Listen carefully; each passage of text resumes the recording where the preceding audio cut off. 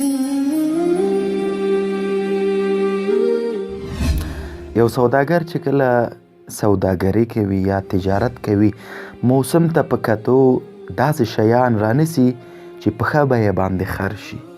موسم ته په کتو باندې هغه شیان رانیسي او په نورو خلکو یې خرڅوي. موږ او تاسو هم راځئ د الله عز وجل سره تجارت شروع کړو، له هغه سره سوداګري شروع کړو. بهترین موسم دی زموږ او ستاسو د تجارت لپاره. له الله عز وجل سره د تجارت او د راکړې ورکړې لپاره بهترین موسم دی. دا موسم د ژمي موسم دی. رسول صلی الله علیه وسلم فرمایي ژمی د مؤمن لپاره پسرلی دی.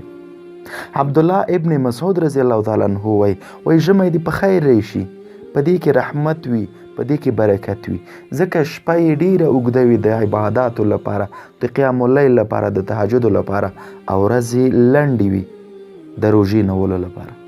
راځئ د الله عز وجل سره په دغه موسم کې، په دغه بختور موسم کې تجارت وکړو او عبادت وکړو.